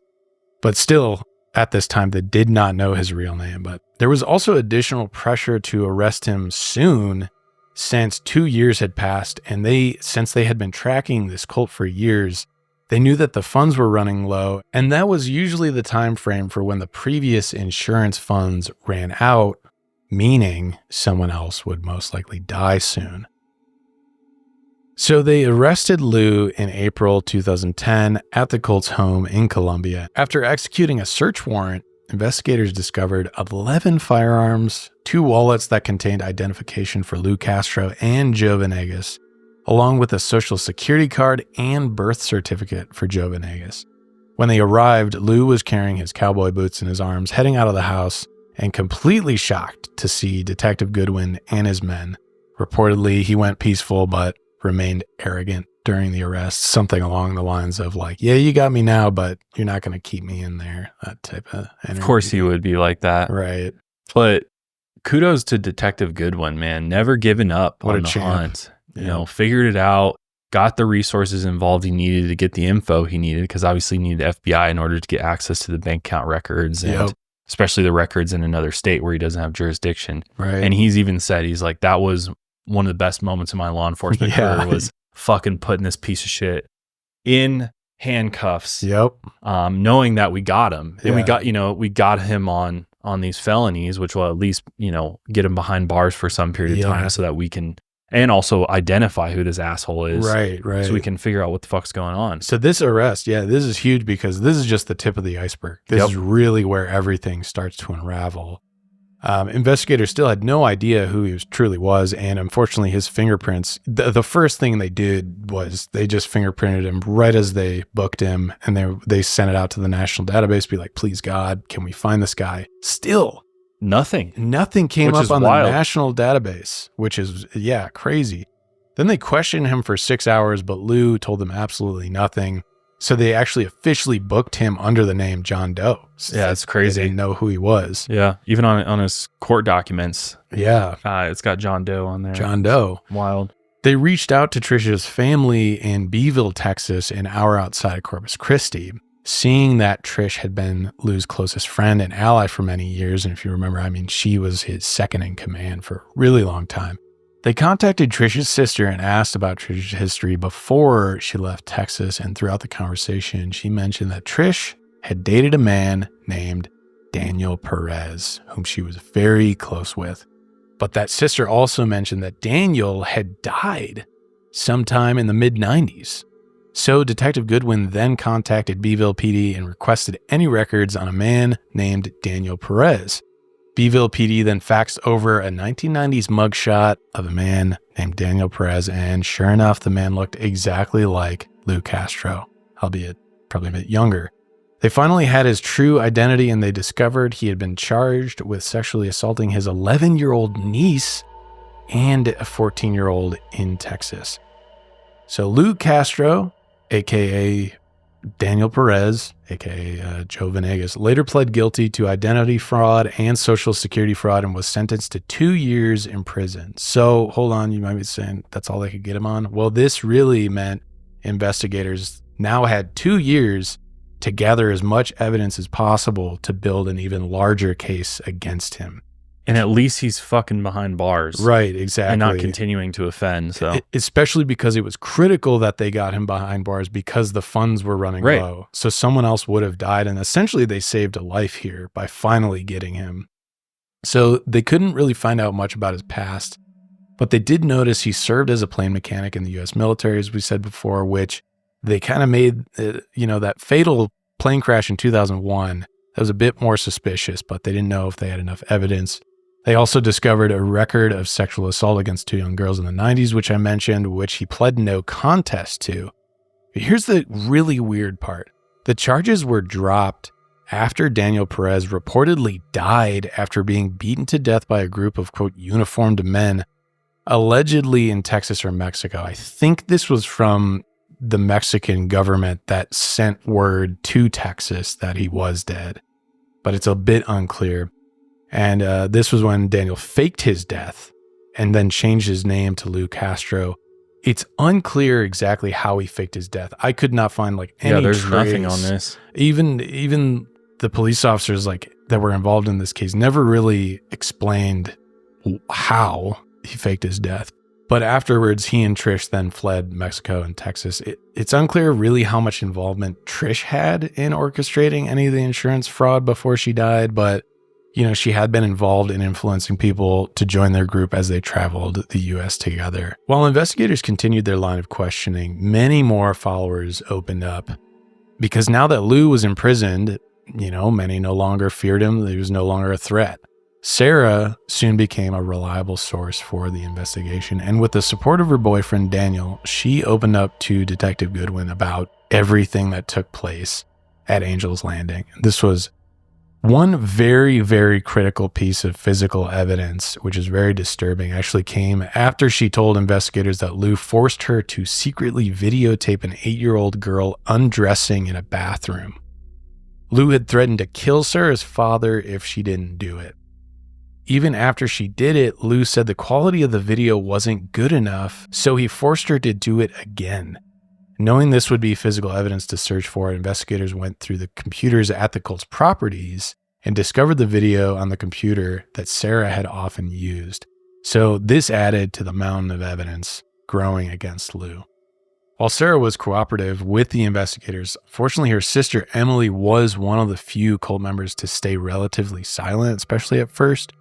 Lou had just manipulated her from the age of 10, which is that's a super young age. And when you trust this person for nearly your whole life, I can understand why it's going to take a lot longer to break free from that. So her loyalty was really hard to break.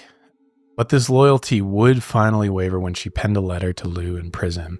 And she told him, look, I'm happy and things are going well. And she expressed that she was looking forward to the future and remained really positive throughout this whole letter. But Lou, from inside prison, was really repulsed by this idea that Emily was thriving without him. So he penned a response that expressed how disappointed he was in her. And this single letter basically finally shook Emily's devotion to him. She realized Lou didn't have her best interest in mind, so she finally opened up to investigators. Just like her sister, she also became a critical piece in the investigation, especially her testimony on the day of Trish's murder. She described in detail what had happened. Investigators had stacked 28 charges against Lou, aka Daniel Perez. So these charges included sexual exploitation of a child, 7 counts of aggravated criminal sodomy, 3 counts of aggravated sexual assault, 8 counts of making false information, 8 counts of rape, and first-degree premeditated murder, because Trish's death was the only one they were confident they could get a murder conviction on, mostly because of Emily's testimony. As for the other fatalities within the cult, they are still officially listed as accidents. Which makes sense because it's, how do you prove it at this point? Right. And I know there's a small political game with okay, if we can get all these convictions against him, he'll be put away essentially for life. And even though we can't get on paper the justice that some of these other victims deserve, in some way they are getting it because... they're part of the cult, for one. Right. So, I think the main thing is just making sure they get, the conviction on something. Right. 1,000%. Right. The last thing I want to do is try to go for too much and then end up losing some of those, or give him some sort of window to possibly get out. So even when the investigators in the car accident with Jennifer Hudson, they even expressed there was clearly something else going on there. It wasn't just an accident, but still on paper it is an accident, which I guess, that can be frustrating, especially for family members where it's we know that it's not this, even though it's still technically called this. It's just tough to prove that in the courts. Right. Yeah. Right as Lou was released from prison for identity fraud, authorities were right there to scoop him back up, put him back in jail while he awaited trial, which began in 2015. Emily, Sarah, and 9 others involved with or who had interacted with the cult came forward to testify. They spoke about the group's activities over the span of 15 years and across several states and 2 countries, including Texas, South Dakota, Missouri, Kansas, Tennessee, and Mexico. They also testified about the deaths of 6 people connected to the group, including Mona, Lindsay, Jim, Trish, Jennifer, and Brian. Many of the women who had testified had been underage while they were sexually abused by Lou, and each had been violently threatened and manipulated in a similar manner. They had all believed at one point that Lou was the 1,000-year-old angel he claimed he was. Sarah fell as she walked up to the stand and began hyperventilating and crying, but she pushed through and testified against her abuser, According to Sarah and Detective Goodwin, it was also incredibly difficult to watch Emily testify as well. One of the mothers of a 14-year-old victim that Lou assaulted in the 90s testified that Texas authorities had filed sexual assault charges against Lou. He had pleaded no contest at the time and then faked his death, so the charges were dropped. But now the victim and her family have the opportunity to seek justice nearly 2 decades later, which is, a good thing at this point. Yeah. And I'm glad that he has sit there and fucking listen to all this too. Yeah. And allow, all of his victims to, share their stories and, tell everybody what a sick son of a bitch this guy is. Yeah. At one point, Lou took the stand to testify in his own trial, which doesn't happen very often. In his testimony, he claimed that he had never faked his death. He claimed he was on his way to the courthouse for sentencing when he was jumped and beaten nearly to death. He then claimed Trish found him and she placed him with people who cared for his injuries until he recovered. But the injuries to his head had caused him to suffer from amnesia. Do you believe any of that? Fuck no. I don't even believe that he was beaten. Right. Me neither. Or he was beaten because he's like, I'm an angel. What the fuck? God. Or some other people got wise to what a piece of shit this guy is. Right. Or he was being a piece of shit to somebody else in Mexico. I wonder if people found out about the charges against him and he actually was jumped. That's my guess. Yeah. Found out he's a fucking child predator and said, fuck this guy, let's get rid of him. Right. But he then blamed Trish for convincing him that his name was Lou. Yeah, bullshit. Yeah, okay, dude. He also denied ever having convinced anyone that he was an angel with supernatural abilities. And the accuser simply made that up. I don't think so, dude. No. Don't think so. When asked about Amber, Arthur, and Daniel, he said those were just names that he liked to be called during sex, since he didn't like his own name being used. He denied any abuse and claimed that all the sex was consensual when they were of age. He then claimed he had suffered a severe injury to his genitals that would have made it impossible for him to have sex with, quote, uncooperative partners. What? Dude, this is how manipulative he is. He's just even a liar. when he's fucking pinned down, he's coming up with every fucking made up bullshit lie you can think of to try to push blame to somebody else. Yep. As for the video of the underage girl undressing, he claimed that since it was found on Sarah's computer, it was hers, not his. Which makes no fucking sense, because why on earth would Sarah ever fucking think to do that in the first place? Right. And that he never forced her to videotape the girl. Sorry, we don't believe that. When you have the history that this guy does, nobody's believing that. Right. Yeah. And you can just see, from everything else, he often coerced people into doing things, right? That potentially they didn't really want to do. So it's like when he's telling this lie. It's so obvious. I don't know. Who would believe in this? Yeah. Luckily, I don't think anybody at the trial believed his bullshit. No. During the questions regarding Trish's murder, which was the most dire charge against him under the law, he denied any involvement. And we actually have a clip we'll show you of him on the stand. Did you in any way plan to murder Patricia Hughes? No, Did you in any way kill Patricia Hughes? no, Was that an accident? yes, Were you even there when it happened? no, Did you in any way force sex on Emily when she was underage? no, Any way force sex on Emily at any time by No. force or fear or threat? no. An unsurprising clip. Yeah, it right? sounds like his lawyer cross-examining him too. Yeah, right. Trying to Easy softballs. Yeah, throwing Yeah. these softball questions. Mm-hmm. Fucking bullshit, dude. Yeah. So as for the insurance money, he also claimed upon cross-examination by District Attorney Mark Bennett that he had no memory of where any of it came from because he's got permanent amnesia. Yeah. Isn't that like that's such an easy avenue for so many people on trial that just, I have no recollection. Yeah. I have no recollection. Conveniently, you just forget all of it Everything. when you're in the courtroom. Yeah. Okay.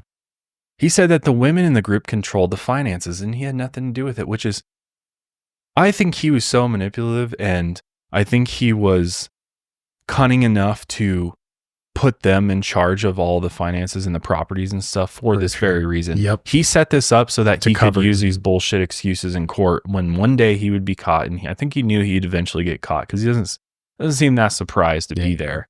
For sure. And he thought that this defense would work. Well, they're in charge of the money.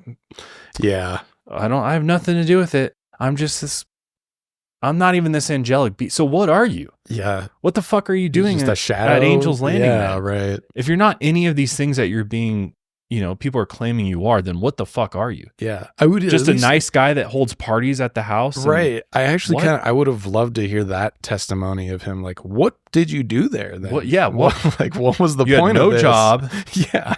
No money. What did you contribute? They were all in charge of the money. So what the fuck Yeah.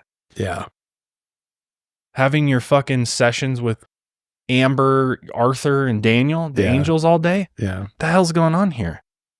Yeah, it makes no sense. And luckily, in the end, the jury said, fuck this guy to hell. Yep. This is no angel. This is a fucking demon. Daniel Perez, a.k.a. Lou Castro, a.k.a. Joe Venegas, was found guilty on all charges after 3 hours of deliberation, which tells really you fast. They're like, yep, he did it. Yep. No doubt. Well, it took him 3 hours because they had to go through the fucking 30 charges that he had against him. Make sure. On March 24, 2015, Daniel Perez was sentenced to 2 life terms in prison with a consecutive sentence of 80 years. So, goodbye. Good night. Yep. Forever. Yep. Here's the DA, Mark Bennett, and his comments on the trial. Well, obviously, we're very pleased with the verdict. I think this is a reflection, first and foremost, of the dedicated effort of the detectives in this case, Ron Goodwin, Clint Snyder, and FBI agent John Sullivan. The jury heard about a 9-year investigation, a fairly tenacious investigation that crossed state lines, interviewed hundreds of witnesses, and this case was not possible if not for their efforts. So the true credit goes to those investigators and their tireless efforts. And that's something easily said, but it has never been more appropriate than in a case like this. This was their work, so we appreciate their efforts.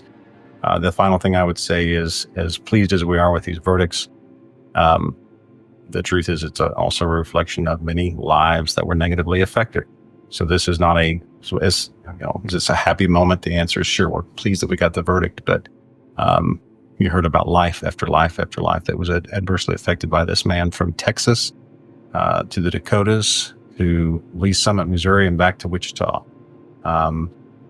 Lives lost and lives uprooted and adversely affected. These girls are going to be recovering from this for a very long time. So while we're pleased with the verdict, again, it just is a reflection of a terrible time in a lot of lives. And so we thank the jury for their service. It was obviously a lot of effort went into this, 2.5 weeks, many days of evidence, but they did a remarkable job and rendered a verdict that we're obviously very pleased with. And so thank you. Well said. Yeah. And I like how he mentioned, we can still acknowledge, even though we see this as a victory, we can still acknowledge that just all the people who were negatively affected. Yeah, it doesn't change any of that, right. Unfortunately. Yeah. Yeah. I mean, and major credit goes to the investigator, especially Detective Goodwin. This was a long haul investigation. I mean, 9 years working on this and never giving up and continuing to follow the leads, ultimately paid off in the end. Detective Goodwin called it, quote, the most bizarre story he'd ever heard. Said the conviction was, quote, probably the most amazing feeling in my law enforcement career. As I can imagine. Yeah. Finally get this guy. Because had they not gotten him, someone would have died. Yes. Yeah. This would have gone on and on and on as long as he could pull it off. Yeah. And Lou, of course, was not happy about the verdict in this case and has tried to appeal his case without success, luckily. He was admitted on April 1st, 2015, and is currently in prison at the Lansing Correctional Facility in Kansas, where I hope his life is a literal hell every single day. And yeah, I hope he doesn't enjoy another moment of his life after all the horrible things he did to so many people. But yeah, and he has the audacity to continue to claim he's innocent. And has even sent a box to KAKE News 2 weeks after his sentencing, which included a handwritten letter claiming innocence, a slew of insurance paperwork, a jacket, t-shirt, boxer shorts, prescription medicine for high blood pressure and heartburn, his social security card, and thousands of court documents. Okay. Which I'm assuming somehow The video is kind of hilarious, but they're just like, what do we want do to with this? Yeah. I think he was hoping that like if they sifted through everything, they would piece together his innocence. That was what he was claiming. I hope they took that shit back out to the dumpster and threw it, tossed it. Yeah. But as for Sarah, I mean, and you know, Sarah is really the true hero in this absolutely this horrible case, for having the guts and the bravery to testify in trial and work with Detective Goodwin. And I'm glad that she's got a happy ending after all of this, you know, these horrible years of her life. She ended up marrying Daniel McGrath, which kudos to him too for helping the FBI and get information to them and helping Sarah kind of come to terms with some of this and what was really going on. Yeah. So yeah, shout out to him. But as far as we know, both women seem to be doing well despite suffering from post-traumatic stress disorder. And many other cult members to this day have remained anonymous for obvious reasons. So their life after Angel's Landing is unknown to the public. And I respect that and understand that totally. Same. Yeah. The pain and suffering that Daniel Perez caused while disguised as an angel will be felt for years to come. And luckily, he will continue to pay for his crimes. He will be eligible for parole when he's 120 years old, meaning he will die in prison. He's not going to even get there. Nobody's living to 120 years. Unless of some crazy off chance that he gets his sentence commuted, or which I could never see in a million I could never years. see either. And I have read some things, though, that he's apparently like a model prisoner and he's got a job in there. And I mean, it's like, of course he does. Yeah. It's the same old charm, put up the front and get what you want. That's how he operates. And he's claiming his innocence. He's trying to create that illusion in prison.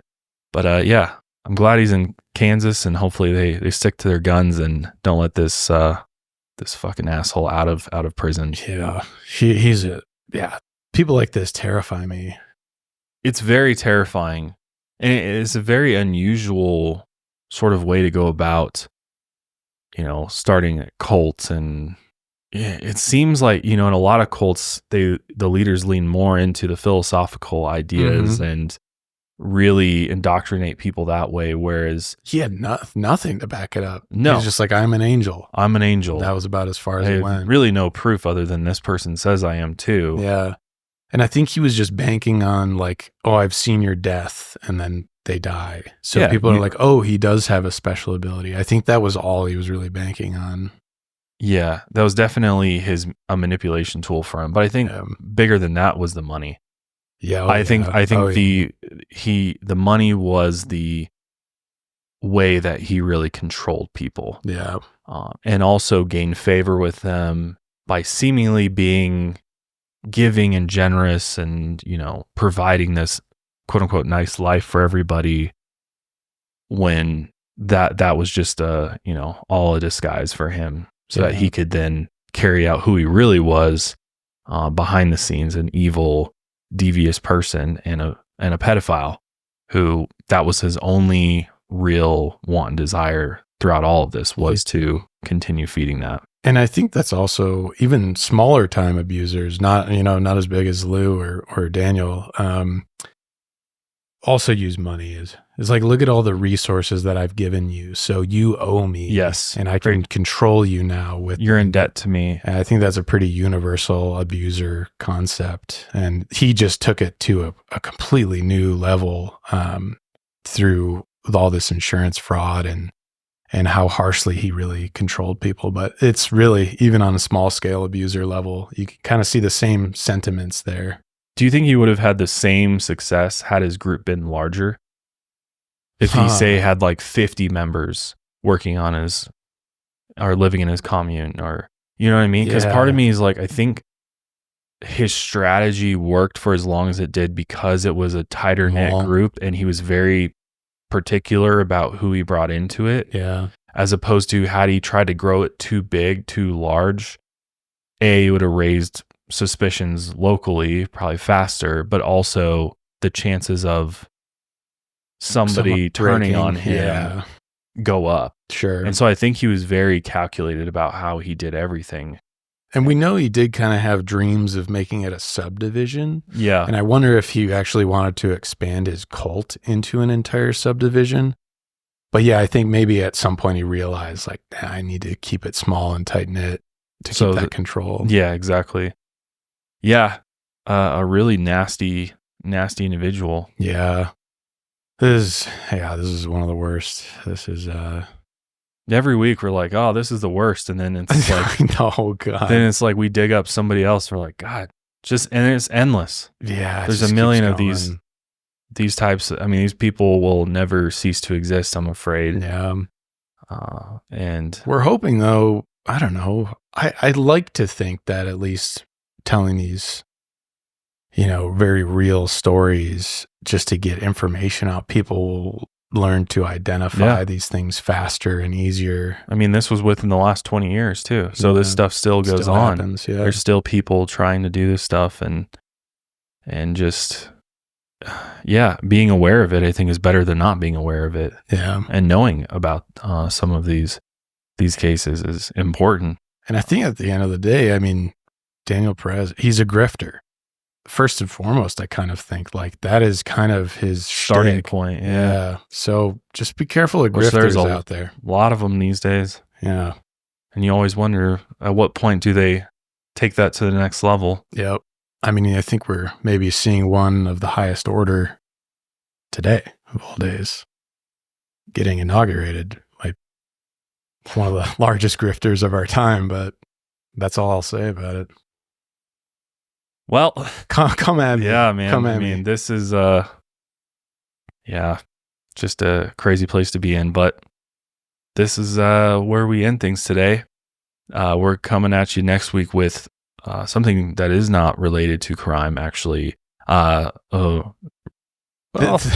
next week will be fun. It's out of the body experience. It's wild. We're getting into some crazy shit next week. Yeah, it'll be an interesting one. A definite change from the last couple of weeks. So appreciate you guys for being here. If you enjoyed the show, as always, we always appreciate the subscriptions on YouTube or following us on Spotify. It really helps out. We appreciate it. But we'll see you guys next week. Until then, lights out, everybody.